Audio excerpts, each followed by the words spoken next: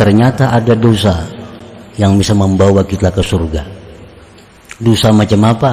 Dosa yang disesali, dosa yang menyebabkan kita sedih, menyebabkan kita merasa hina. Nah, itu dosa yang membawa kita kepada keridhaan Allah Subhanahu wa ta'ala.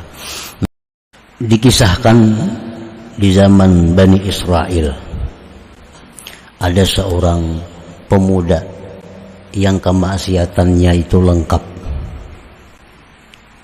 Ya, penjudi, pemabuk, penjina, macam-macam lah kemaksiatan. Dan demikianlah pekerjaan pemuda ini setiap hari, selalu maksiat, sehingga disebut ini bambungnya Bani Israel. Suatu hari si bambung Bani Israel ini duduk melihat lewat di jalan itu ada seorang ahli ibadah, ahli taat kepada Allah.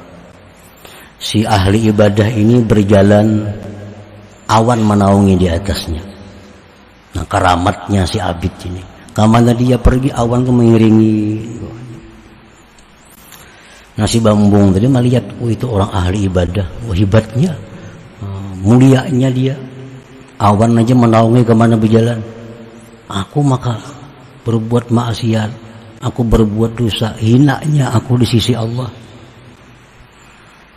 Hinanya aku di sisi Allah. Lalu dalam hatinya terbuka, aku ingin mendatangi si abid tadi.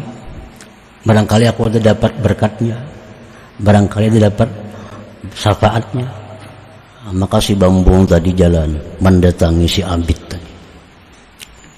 Si abid tadi duduk, si bambung tadi duduk di sampingnya si abid tadi. Si abid na ahli ibadah ini melihat dihiga, oh ini pemabuk dihigaku nih, penjudi, penduduk betatai aku sini, kumuan nih, tinggalkan aku, jangan berparak sini, jangan berparak sini, kamu jauh pada sini. Kalau cocok betatai aku macam itu, kalau pantas orang seperti ini betatai duduk lawan inya. Nah, si abid ini menampakkan kebesaran dirinya, sedangkan si bambung tadi menampakkan kehinaan dirinya. Akhirnya Allah Subhanahu wa ta'ala menurunkan wahyu kepada Nabi di masa itu. Isi wahyunya, wahai Nabi, sampaikan kepada abid itu bahwa seluruh amal ibadahnya aku hapus, aku gugurkan karena kesombongannya. Dan sampaikan kepada si bambung tadi, seluruh dosa-dosanya diampuni oleh Allah Subhanahu wa ta'ala.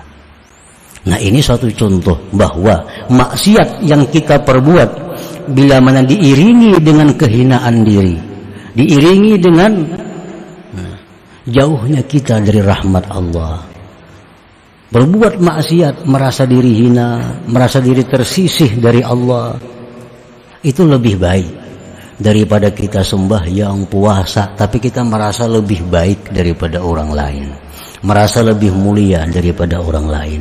Itu menunjukkan bahwa amal ibadah yang kita perbuat itu tidak bernilai, tidak ada harga di sisi Allah Subhanahu wa ta'ala. Kenapa? Karena lain isinya.